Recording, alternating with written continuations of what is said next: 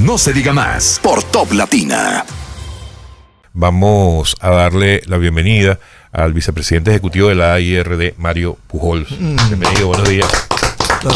Buenos días. Muchas gracias, Alex, por esa introducción y a todo el equipo de No se diga más por darme este espacio aquí en el día de hoy. Que él no suele dar ese tipo de introducciones, así que siéntete afortunado. Bueno, pues qué bueno que vamos a arrancar de esa manera esta conversación. No, pero es que imagínate, o sea, cuando uno dice en este momento, en el contexto en el que estamos, que está con nosotros el vicepresidente ejecutivo de los industriales de la República Dominicana, eso es bastante, porque es uno de los sectores que se ha mostrado más preocupado, algunos dirán más afectado, por lo que está planteado en el proyecto de reforma fiscal o de modernización fiscal, como le ha dicho el gobierno.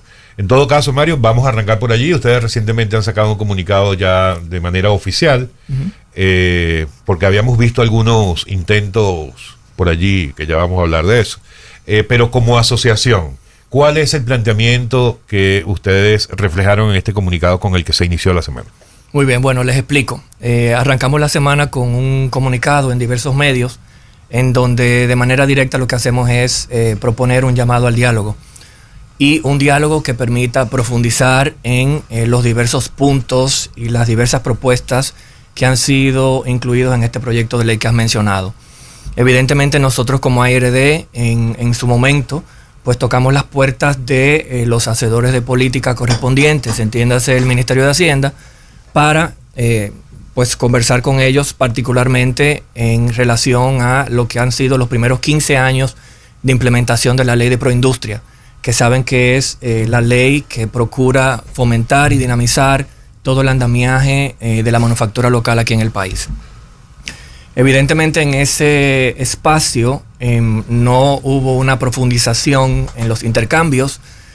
Una vez nosotros pues hicimos la presentación de lo que han sido estos resultados de implementación, por supuesto que abordamos a las autoridades tomando en cuenta algunas de las medidas que fueron incluidas en la propuesta de 2021 y que entendíamos y habíamos escuchado que estaban todavía sobre la mesa, estaban siendo ponderadas y analizadas, pero no profundizamos. Hicimos preguntas, digamos que no manejábamos el mismo nivel de información en esos espacios y por eso es que ahora nos abocamos a profundizar ese diálogo en el Congreso, que es el guión que ha sido definido por el Poder Ejecutivo en estos días y en relación a este tema. Digamos que si ven el comunicado, también nos enfocamos en los castigos que hemos identificado para el sector industrial. ¿Castigos? Castigos, sí. Y los voy a ir definiendo porque así, digamos, es como los consideramos. Unos castigos transversales, si por ejemplo nos fijamos en la parte del anticipo, en la propuesta el anticipo fue ajustada para todos, menos para las grandes empresas. Eso es un paso, ¿verdad? Pero de una manera u otra pone de relieve que el sector industrial, en donde empresas grandes pues forman parte del mismo, pues han quedado fuera de lo que ha sido ese ajuste en específico. Siendo ético, yo debo decirte que estoy muy contento con lo del anticipo.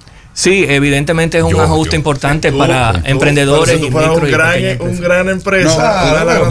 Mira, pero no lo soy, entonces estoy diciendo y por si escúchame que acaso. te interrumpa, Mario. A mi juicio, y estoy de acuerdo contigo, no sé si llegar hasta las grandes, porque es que el 90% de lo que recibe el Estado por anticipo viene de las grandes. Pero yo creo que debió llegar a por lo menos hasta las medianas, porque en el sector industrial también hay pequeñas y medianas empresas. Claro. 60. Sí, no, al final, digamos que fue un ejercicio inicial de revisión de la propuesta, entonces fuimos identificando las disposiciones que no le aplicaban al sector industrial. En el caso de la figura de agente de retención y percepción, que es una que aunque está actualmente incluida en nuestro código tributario vigente, ahí hay una redacción que entendemos debe aclararse para evitar malas interpretaciones o malas implementaciones en el momento de hacer pues vigente la norma que la misma propuesta pone en manos de la Dirección General de Impuestos Internos. Por supuesto también está el tema del transporte de carga, que eso ustedes saben que tiene un impacto directo en lo que son los costos de producción de todas las empresas, no solamente de las grandes. Entonces ahí, en ese grupo es que agrupamos esos castigos transversales. Hay unos castigos específicos que van de manera directa a la yugular de varios sectores. El caso, son 6. En primer lugar está el caso de alcoholes, José Gregorio conoce muy bien también el sector y la trayectoria impositiva. No, porque he trabajado en él. Correcto, también. Correcto, pero también uno, bueno, correcto, también. Consuma lo nuestro. Eso es parte de. Nosotros apoyamos lo hecho en República Dominicana y lo defendemos en cualquier escenario. Así es. Entonces, digamos que conocemos bien lo que fue el ejercicio del 2012, luego de un incremento importante en la carga tributaria aplicada a ese sector.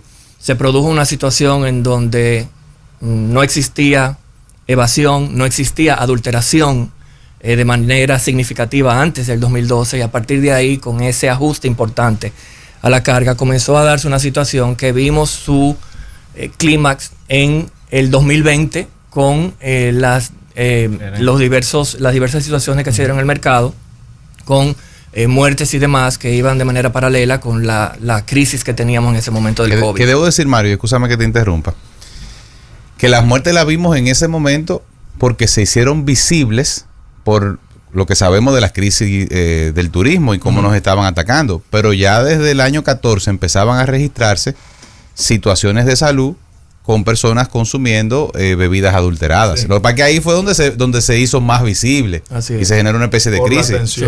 Pero ya desde el 14 venían situaciones terribles. Y el sector mismo también lo venía reclamando. Exacto. O sea, el que en ese momento pasáramos a hablar de triculí y clerén. Así es. O sea, digamos que términos que quizás no muchos nosotros utilizamos en el pasado, pues ponen en evidencia la situación que se le dio al sector, y entendemos que ese sector no aguanta un chele más de impuestos. Por eso nos sorprendió muchísimo verlos ahí.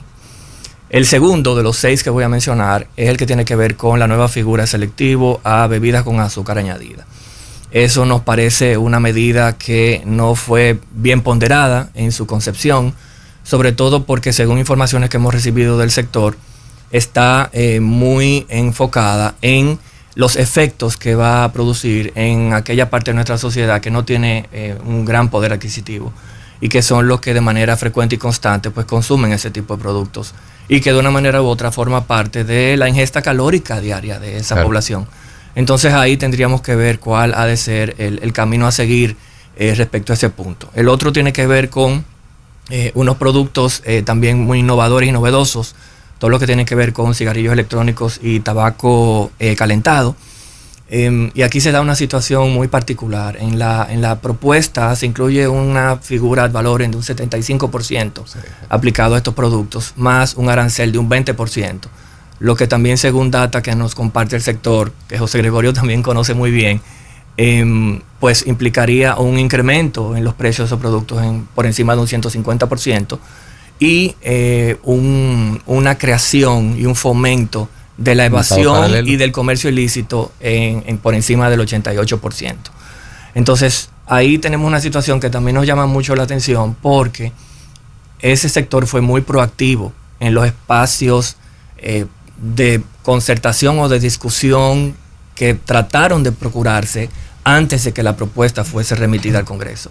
El sector es quien pone sobre la mesa: aquí hay un producto que ahora mismo no está siendo objeto de un impuesto selectivo al consumo, y entendemos que debe ser ponderado por las autoridades. El sector, digamos, que lo que pone sobre la mesa es una figura de que el impuesto aplicado sea en impuesto selectivo al consumo específico, tal como lo manejan y como lo aplican en países de la OECD y en otros países en donde estos productos se comercializan. Claro. Y bueno, se explicó eso, pero la propuesta terminó con un componente a valores en donde el sector realmente no lo entiende muy bien. Ahí estaremos, digamos que, profundizando el diálogo también en ese sentido. Me quedan 3 sectores rapidito: la parte de cine y la parte de textiles y calzados. Nos sorprendió muchísimo también. Sí, elimina por completo una serie de disposiciones que se llevan por delante todo el andamiaje que se ha creado en torno a esos sectores. El de cine, pues creo que han explicado muy bien su parecer, y es un sector también que estará pues participando en las discusiones en Congreso en esta semana, y toda la cadena de textiles y calzados, que son no muchas empresas, pero sí muchos empleos que genera. Entonces ahí estamos también ponderando la mejor manera de llevar esos mensajes al Congreso para que se revise esa propuesta de eliminar todos esos artículos en ambas legislaciones. Y finalmente el tema de los sistemas aislados, que sería, digamos, que el sexto castigo específico en donde, digamos, ahora se excluyen de una serie de exenciones que disfrutan todos los demás protagonistas del sector eléctrico en el país, y de manera expresa se excluye a los sistemas aislados de esas exenciones. Entonces ahí tenemos también un tema de discriminación no justificada, por lo menos en la redacción que hemos visto del proyecto, en donde pone a un sector en desventaja con los demás. En desventaja y en una situación de inequidad respecto a los demás. Y digamos que el punto transversal o el castigo más contundente, y con esto digamos que cierro para que pasemos ya a la interacción más directa, tiene que ver con la eliminación propuesta del artículo 50 de la ley de proindustria. Bueno, ese es el gran golpe. El artículo 50 de la ley de proindustria es el corazón de esa ley. Y esa ley, como bien mencioné anteriormente, en sus primeros 15 años de implementación solamente tiene éxitos que mostrar. 732 empresas han hecho uso de ese andamiaje desde el año 2007. Esto se ha traducido en un incremento anual de por lo menos 8% a nivel de las exportaciones.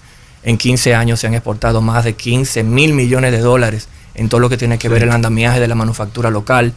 Se han generado más empleos.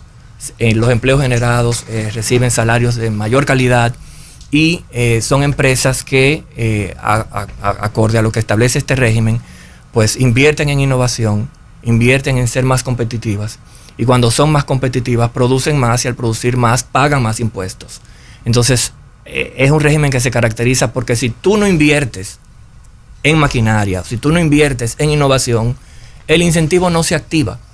Es muy diferente a los demás regímenes de incentivo que existen en el país y que sigue las líneas de las mejores prácticas internacionales. Entonces, por eso nos ha preocupado bastante la inclusión de esta eliminación que cercena todo este andamiaje que les he mencionado. Ahora, Mario, tú mencionas la palabra castigo y por eso puse especial atención y pedí a ver si había escuchado bien. Castigo porque cuando yo crecí en la percepción de que el castigo es una acción cuando uno se porta mal. ¿Se han portado mal estos sectores como para recibir esos castigos que mencionas por parte del gobierno? Y segundo, entonces, ¿cuál es la reforma? ¿Por dónde debería ir entonces la reforma si no tocaría ninguno de estos sectores? ¿O qué están dispuestos ustedes a ceder? ¿En qué espacio sí a negociar? El término castigo comprende quizás también un componente importante de sorpresa, ¿verdad? Porque como mencioné anteriormente, no conocíamos los detalles de la propuesta, y por eso nos tomamos nuestro tiempo en analizar la misma antes de salir públicamente con comentarios. Aunque tuvimos unas declaraciones iniciales la semana pasada, no ha sido sino hasta esta semana en donde hemos comenzado a profundizar en todas las disposiciones y articulados de la propuesta. Entonces, yo creo que lo que tenemos ahora por delante, este guión que se ha ido identificando y que debemos seguir en la Cámara de Diputados, que implica interacciones con la Comisión de Hacienda, pues evidentemente entendemos que cada sector va a tener que poner propuestas sobre la mesa, y la idea es que ahí realmente se produzca un diálogo profundo, que podamos hacer eso, en donde se tome nota de las preocupaciones y las propuestas también sean observadas con la debida ¿Por qué no se dio antes ese diálogo? Porque lo que parecería es que, y decía alguien, creo que fue Máximo que dijo, que ayer se expresaron diciendo como que lo pusieron todo como para de ahí empezar a desmontar. Sí. Yo creo, acercamiento previo yo creo que lo ideal hubiese sido que de los acercamientos que todos los sectores tuvieron antes, porque nos consta que los tuvieron, hubiese salido algo más modelado, que aunque no hubiese sido el ideal y se negociara y se retocara, pero algo un poquito como con más forma. Esto parecería como un bloque de piedra y ahora empezar a tallarlo. Bueno, a ver, de nuevo, muchos sectores, algunos lo comunicaron públicamente y otros no, muchos sectores tocaron las puertas del Ministerio de Hacienda en su momento.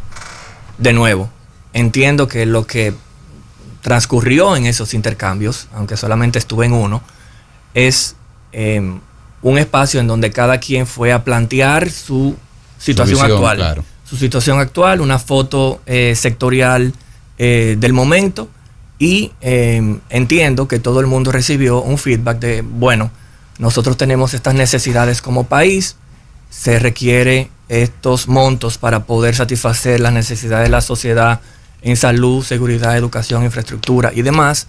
Entonces nosotros tenemos un problema, que es un problema de todos. Vamos a estar abiertos a escuchar de su parte cuáles son las propuestas. En ese espacio quizás no todo el mundo dio respuesta a esa apertura que hiciera el Ministerio de Hacienda y digamos que ellos, poniéndome yo en sus zapatos, que es algo que trato de hacer siempre, de ponerme en los zapatos del otro, entiendo que ellos en la dinámica misma y la necesidad de poder concluir estos trabajos antes de que termine el año con todos los temas de plazos que tenemos, el tema de presupuesto y demás, presupuesto 2025, pues evidentemente que tuvieron que hacer su propuesta y ya el gobierno decidió pues ventilarla en la Cámara de Diputados. Nosotros, vale decir, me preguntabas ahorita, Alex, si tenía mucho tiempo. Por supuesto que tengo todo el tiempo del mundo para ustedes, pero somos el primer gremio que hoy a las 9 de la mañana será recibido por la Comisión de Hacienda de la Cámara de Diputados. La información es pública, salió en el día de ayer. Sí. Y una serie de gremios estaremos participando en el día de hoy. Desconozco cuál va a ser la agenda de mañana de ellos. Pero mañana es vistas públicas. El jueves. Bueno, el jueves. Dios mío, que yo estoy como que hoy es viernes. Pero ahí estamos tratando también de entender un poquito cuál va a ser la metodología de esa dinámica. Lo que tengo entendido de las conversaciones que pude sostener ayer es que, como toda dinámica de vistas públicas, se va a abrir una, digamos, una bitácora para que quien quiera participar se anote. Sí. Y se indicaron el protocolo. Sí, exacto. Y se empezará a escuchar. Son 5 minutos de exposición por sector o por participante. No, es más interesante. Pensaba que eran 10 o 15. No, 5 minutos. Sí. Bueno, hay que preparar bien esos mensajes para poder. Sí. Lo que tengo entendido, y de hecho la conversación se tuvo porque algunos sectores, a través de la vocería, en este caso de la Fuerza del Pueblo, y sé que también lo intentaron intervenir en otros sectores, pues pidieron precisamente eso, que los mensajes fueran, o sea, que el espacio fuera un poquito más largo y la acreditación fuera un poco más limitada para que realmente pudieran participar quienes tienen temas que dilucidar. Mario, evidentemente tú como director ejecutivo de la Asociación de Industrias tienes como un panorama demasiado amplio, un abanico demasiado amplio y tienes que velar de alguna manera por todos estos sectores de los que estamos hablando. Tratamos, Alex. Sí, es una gran responsabilidad, evidentemente, ¿no? Pero en todo caso, una reforma fiscal no es simpática nunca para todos los sectores en cualquier país donde se deba aplicar. Es así. Particularmente en un país en el que se ha retrasado tanto el tema, ¿no? Uh-huh. ¿Cuál sería la reforma ideal en caso de que el gobierno decida aceptar los distintos planteamientos? O sea, ¿hay algún, yo sé que no me vas a poder decir si hay algún sector que tenga más prioridad que otro, porque tú tienes una responsabilidad como asociación, pero de cara al país, de cara a la gente, ¿cuáles crees tú que son los elementos que deberían ser inevitablemente aceptados por el gobierno en cuanto a la flexibilidad del proyecto de ley para que la reforma sea lo más potable o digerible? Tiene que haber una reforma y yo en este momento. Que ustedes coinciden en que sí, sí. Es necesario. Es así. Bueno, a ver, una reforma ideal. Una reforma ideal en principio debería ser equilibrada y digamos que en el comunicado que sacamos esta semana dejamos ver nuestra preocupación de que respecto al sector industrial pareciere no serlo y por eso estaremos pues defendiendo todos estos puntos que mencioné. Una reforma ideal también implicaría un tema de gradualidad en la implementación de medidas nuevas como estos productos que ahora de un día para otro estaban exentos de ITEVIS y ahora van a pagar un 18. Entendemos que ahí amerita una gradualidad y quizás también el término gradualidad pueda ser útil para todas esas medidas que quieren desmontarse también de golpe y porrazo. Ahí es donde estaremos guiando nuestras conversaciones para que ese término de gradualidad sea debidamente asimilado por los congresistas. También una reforma ideal y quizás el espacio de las vistas públicas no sea suficiente, José Gregorio, para nosotros también mencionar otros temas que deberían contener una reforma ideal. La parte del gasto. El 16 de septiembre, me parece, en la semanal comenzamos a hablar de eliminación de instituciones, fusión de instituciones. Se hicieron algunos comentarios, se comunicó pues el plan en atención a un puñado de instituciones. Nosotros entendemos que eso es un primer paso. La ley de responsabilidad fiscal también. Sí, eso ya está, digamos que sobre la mesa, pero en lo que tiene que ver con esas instituciones, que hay una serie de instituciones adscritas, descentralizadas, autónomas, que nosotros entendemos que pudiera hacerse un ejercicio también ahí para ver si hay ministerios que pueden asumir esas funciones. Y cuando digo asumir las funciones, no es cargar con el 100% de los empleados y bueno, en lugar de ser un ministerio encontrar de 800, eficiencias. terminamos con un ministerio de 900 personas. Entonces hay que buscar esas eficiencias que implicará en su momento pues de que si 2 personas hacen el mismo trabajo, hay una de las 2 que no va a poder continuar. Una reforma equilibrada como la que mencionamos, pues también tendría un tratamiento un poco más claro con el tema de los exportadores. Este andamiaje que se ha incluido acá consideramos que debe aclararse. Si usted exporta, usted no exporta impuestos. ¿Por qué hay que escribir tanto en relación a ese tema? Para que luego a nivel de implementación a través de una norma se venga a complicar el asunto para los exportadores. Eso es básico en todos los sistemas. Y que debería ser lo contrario. Es decir, en un mercado como el nuestro, en un mercado de 12 millones de consumidores, pues tenemos los consumidores registrados y los no registrados, ¿verdad? Y los turistas un mercado de cerca de 30 millones de personas. Un mercado tan pequeño, se supone que deberíamos estar diseñando políticas públicas para impulsar la exportación, o sea, para simplificar lo más posible la exportación, porque lo que queremos es salir a buscar esos mercados más grandes. Está claramente en la Estrategia Nacional de Desarrollo, entonces ahí es que tenemos que apuntar. Y digamos que una reforma ideal, Alex, también incluiría un abordaje firme del tema eléctrico, de la problemática eléctrica, aquí del sector eléctrico. Aquí se comenzó a hablar del tema. Aquí no podemos hablar de una reforma fiscal exitosa con este déficit que existe en ese sector y con los compromisos que tiene el Estado que asumir anualmente, con fondos que van directo al mismo, que pudieran ir a dar solución a esos otros temas que mencionamos. Y una reforma idónea debería incluir también dientes y herramientas más contundentes para el tema de la informalidad, el tema de la competencia desleal. Ese es uno de los puntos más irritantes para el sector industrial aquí. Nosotros, y cuando digo nosotros me refiero a la IRD y a todos sus socios, nos enfocamos mucho en un discurso de cumplimiento, de que cuando yo vengo a programas aquí como este, me tranquiliza muchísimo poder afirmar con contundencia que mis socios cumplen y exigen cumplimiento, porque el cumplimiento tiene un costo. Cumplir las leyes, las normas, las regulaciones y todo el andamiaje que hay aquí en el país para uno poder hacer negocios tiene un costo. Entonces, cuando vemos que hay situaciones que se están dando en el mercado que no se enfrentan con la firmeza correspondiente, ahí entonces es donde tenemos un problema.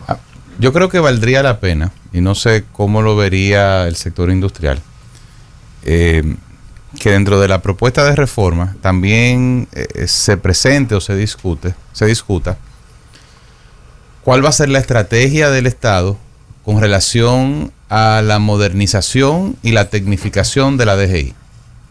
Lo digo porque todo parecería indicar, de lo que puedo leer, y yo no soy ni economista ni experto en temas impositivos, pero ¿verdad? Hemos andado en estos lares por unos años. Volver a los libros. Exacto.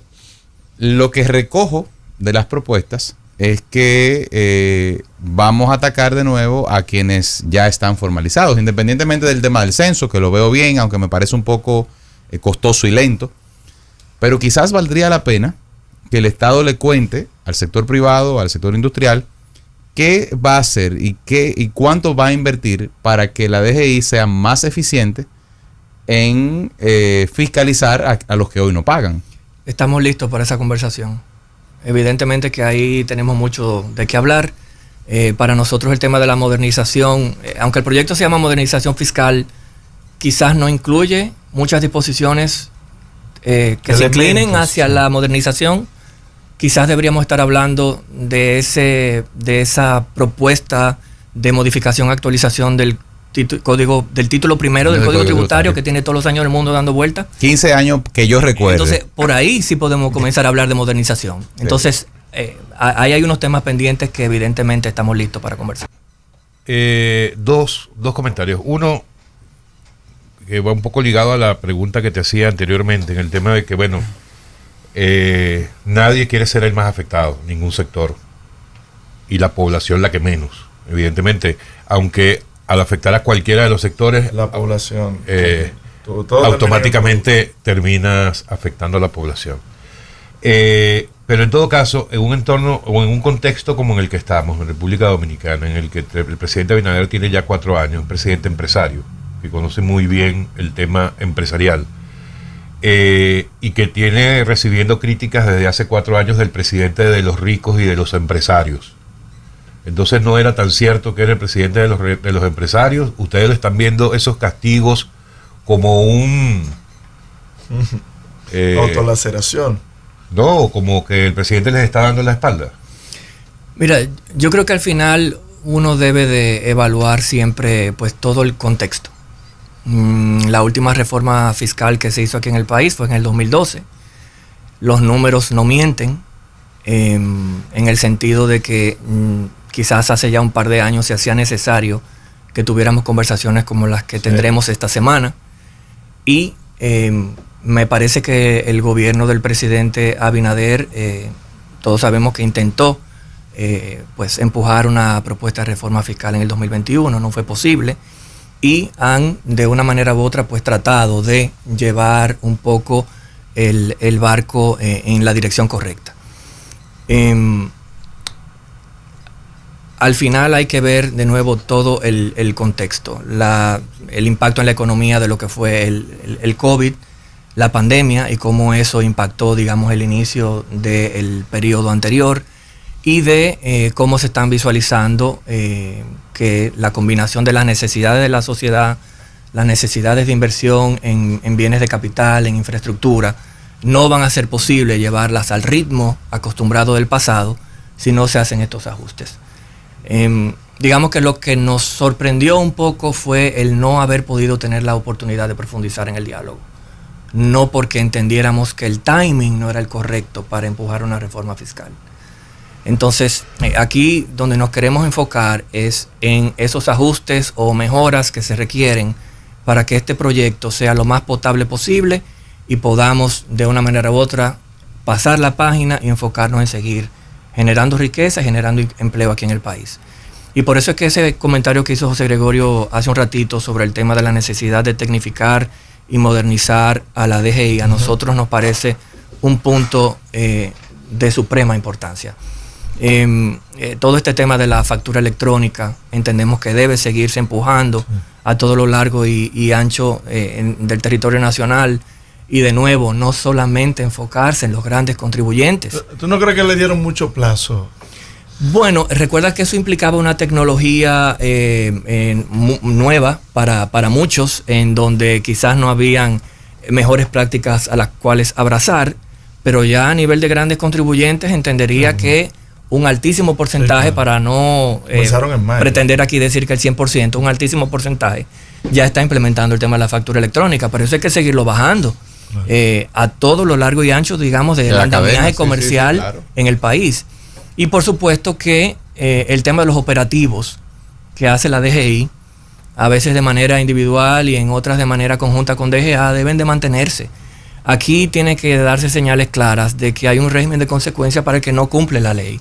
Entonces, en el mes de abril, unas semanas antes de las elecciones, dimos seguimiento, y nosotros como ARD pues saludamos ese operativo que hicieron de manera conjunta la DGI y la DGA, en donde solamente actuando en 5 comercios se identificaron transacciones que superaban los 4.000 millones de pesos, en donde se aplicaron las sanciones del lugar. Y bueno,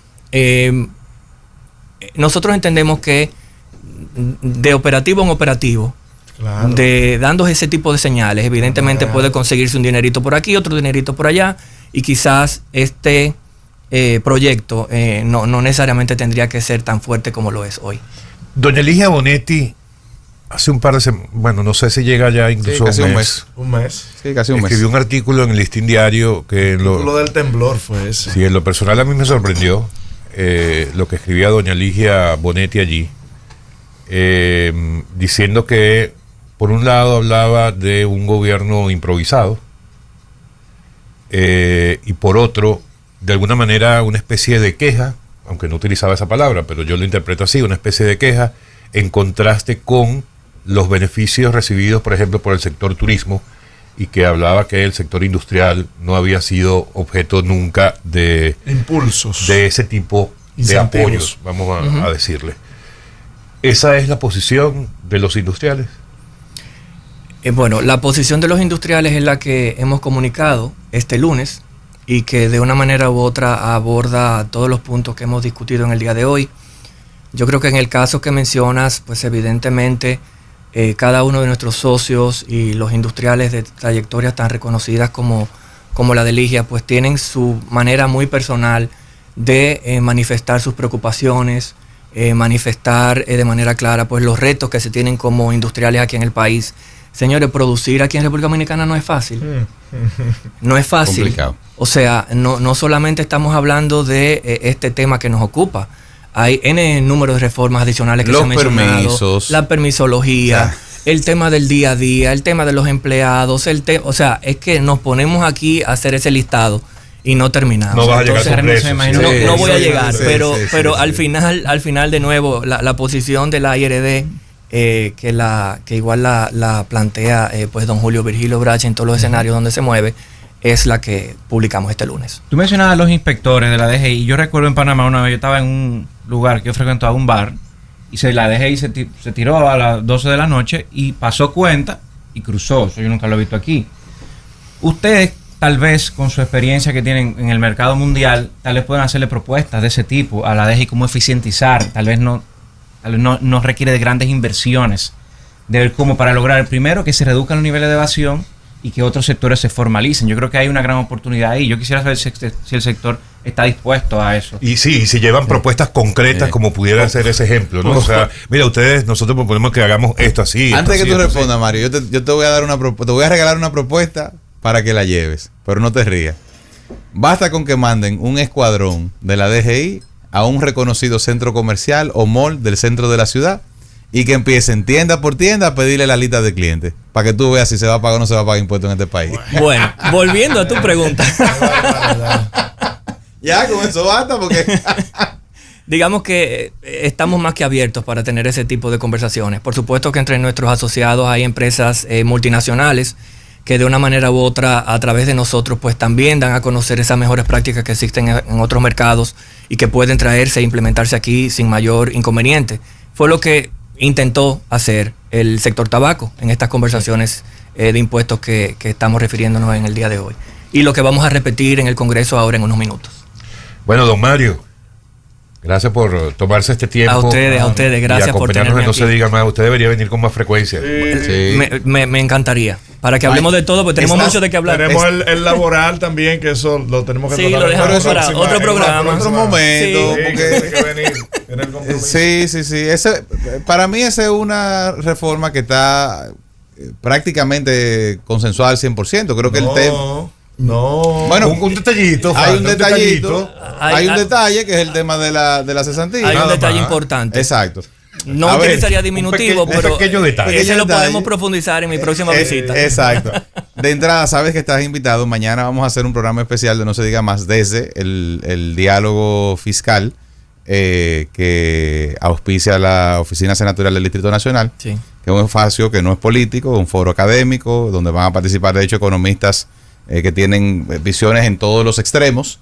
O sea que también estás invitado y desde allá también podemos y volvemos y hablamos de este tema para que nos cuentes cómo te fue hoy. Muy bien. En la reunión del Congreso. Muy bien. Bueno, pues muchas gracias por la invitación y muy agradecido por el espacio. No se diga más. No se diga más por Top Latina.